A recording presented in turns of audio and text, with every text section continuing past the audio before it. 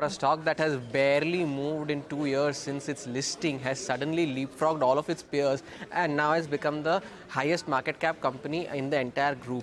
Now that's IRFC. Run us through some of the key performing sectors. I think railway stocks in particular were in focus this afternoon. Stocks closed, especially for the Railway Finance Corporation. The stock closed almost 20%. IRFC is in focus after the stock surged 20% in trade yesterday with volumes 4 times of its 20-day moving average. Now, what's the story with this stock and what's leading to this rally? एक ऐसा stock जो investor की आंखों के सामने ही था, but उनका इस पे कभी ध्यान गया ही नहीं। और जब ये स्टॉक 3 गुना से ज़्यादा चल गया, तब इन्वेस्टर्स को ये लग रहा है कि क्या अभी भी इस स्टॉक में पोटेंशियल है, क्या अभी भी ये स्टॉक आगे बढ़ सकता है, आगे जा सकता है। और इस कंपनी का नाम है Indian rail finance corporation, IRFC।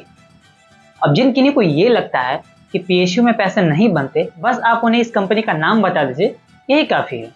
क्योंकि कुछ समय में ही इस कंपनी का स्टॉक रॉकेट हो गया, जैसे ये रेलवे इंडस्ट्री में नहीं, रॉकेट इंडस्ट्री में काम करती है। इस वीडियो में हम लोग ये जानेंगे कि आखिर IRFC का शेयर प्राइस इतना क्यों बढ़ गया है, और सबसे इंपॉर्टेंट, क्या अभी भी इस स्टॉक में पोटेंशियल है कि यहाँ से भी वो आगे जा सकती है। तो नमस्कार दोस्तों, मैं हूं Aarav and you are watching Induja capital. इस कंपनी का स्टॉक प्राइस ऊपर जाने का रीजन समझने से पहले ये बेहद इंपॉर्टेंट है कि आप किसी भी कंपनी का बिजनेस मॉडल, उसका स्ट्रक्चर समझना काफी जरूरी होता है। क्योंकि शॉर्ट टर्म में भले स्टॉक प्राइस ऊपर जा सकता है और नीचे आ सकता है, but in a long run company को अच्छा होना बेहद इंपॉर्टेंट है। इसलिए कंपनी का बिजनेस स्ट्रक्चर समझना बहुत जरूरी है। हाँ, स्टॉक मैनिपुलेशन की अलग बात है। अब बात करें IRFC की, तो IRFC का इनकॉर्पोरेशन 12 दिसंबर 1986 को हुआ था। इनिशियली कंपनी को स्टॉक मार्केट में लिस्ट नहीं किया गया था। इस कंपनी के इनकॉर्पोरेशन के पीछे बहुत बड़ा रीजन है। इनिशियली IRFC से पहले इंडियन रेलवेज को जो भी फंड चाहिए होता था अपने एक्सपेंशन के लिए, उनके पास बस 2 ही ऑप्शन थे। फर्स्ट, कि वो अपना एक्सपेंशन अपने रेवेन्यू से करे, और दूसरा, अगर और फंड की जरूरत होती थी तो थोड़ा बहुत fund ministry of Indian railways उन्हें प्रोवाइड करती थी। जब इंडियन रेलवेज को ये लगा कि उनके पास जितना भी फंड है वो सफिशिएंट नहीं है उनके एक्सपेंशन के लिए, तब उन्होंने IRFC का इनकॉर्पोरेशन किया ताकि वो मार्केट से पैसे रेज कर सके, क्योंकि ministry of railways direct market से पैसे रेज नहीं कर सकती है। कंपनी का एस्टैब्लिशमेंट तो हो गया, और IRFC का काम था कि कम इंटरेस्ट रेट पे वो मार्केट से पैसे रेज करे और इंडियन रेलवेज को फंड करे ताकि वो तेजी से अपना एक्सपेंशन कर पाए। IRFC का पूरा बिजनेस मॉडल मैं आपको 4 स्टेप में बताता हूँ। First step, IRFC bond, commercial paper और लोन के जरिए बहुत ही कम इंटरेस्ट रेट पे मार्केट से पैसे रेज करती है। सेकंड, इंडियन रेलवेज को जो भी असेट चाहिए होता है वो IRFC अरेंज करके इंडियन रेलवेज को 30 साल के लिए लीज पे देती है। और ये असेट को 2 पार्ट्स में कैटेगराइज किया गया है। पहला रोलिंग असेट और दूसरा प्रोजेक्ट असेट। रोलिंग असेट में आता है जैसे इंजन्स, कोचेज, वैगन्स। तो प्रोजेक्ट असेट में new tracks, platform etcetera.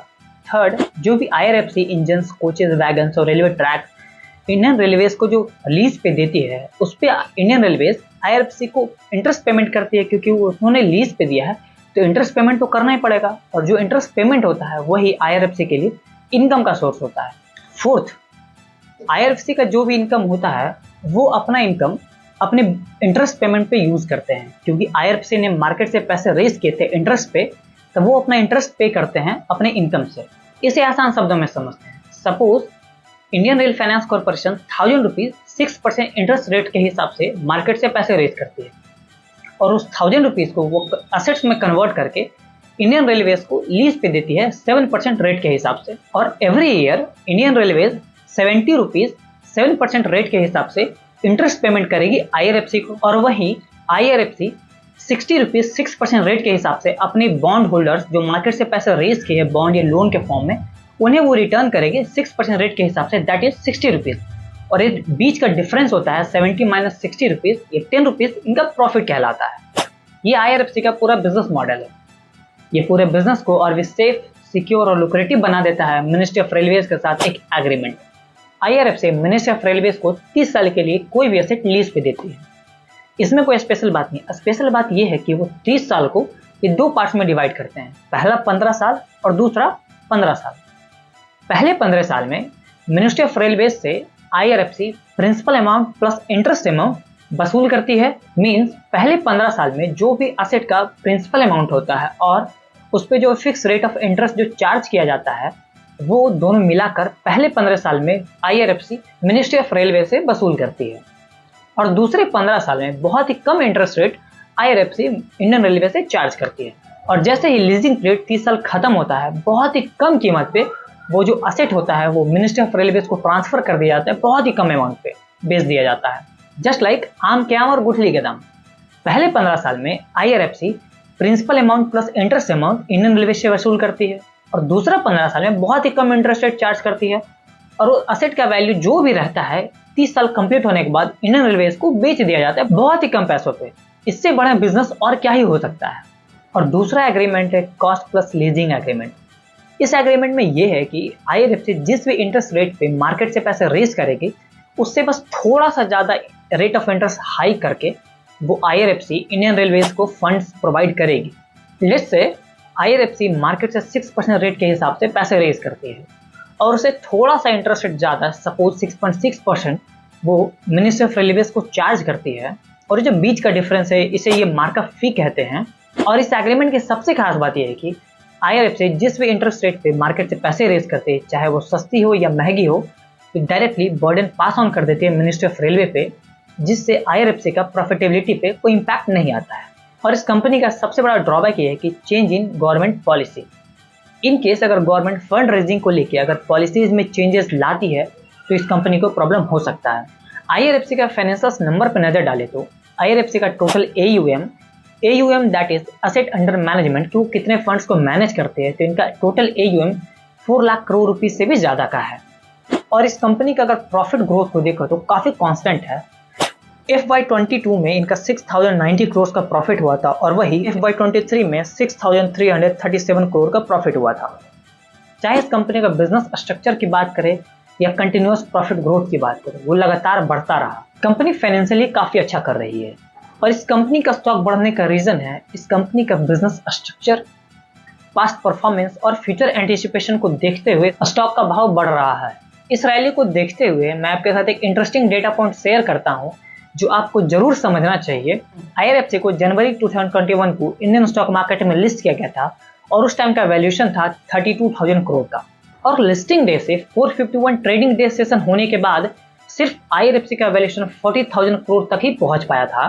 451 trading day session में सिर्फ 8,000 करोड़ का वैल्यूएशन ही एड ऑन हो पाया था IRFC में और वही अगले सिर्फ 170 डे ट्रेडिंग सेशन में 10,000 करोड़ का मार्केट कैप बढ़ा और वही अगले 170 डे ट्रेडिंग सेशन में ही IRFC का मार्केट कैप 50,000 करोड़ तक पहुंच गया और अगले 4 दिन में IRFC का मार्केट कैप 60,000 करोड़ तक पहुंच गया।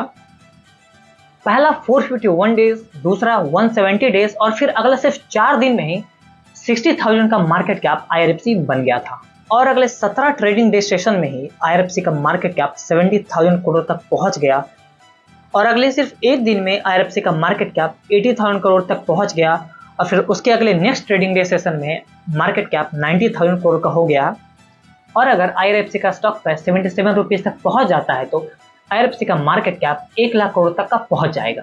The biggest lesson is that patience. ये स्टॉक पिछले 2 साल में कुछ खास चला नहीं, ऑन एन एवरेज ये रिटर्न दिया, बट ये कुछ महीनों में ही ये स्टॉक मल्टी बैगर बन गया। कई बार होता यह है कि लोग फंडामेंटल कंपनीज तो खरीद लेते हैं, स्टॉक खरीदने के बाद वो उसे होल्ड करते हैं, बट कई बार उतना लंबा दिन तक होल्ड नहीं कर पाते हैं कि वो स्टॉक मल्टी बैगर बन पाए। कई बार इम्पेशेंट होकर वो स्टॉक को जल्दी बेच देते हैं और फिर बाद में पछताते हैं और उसका ये परफेक्ट एग्जाम्पल है।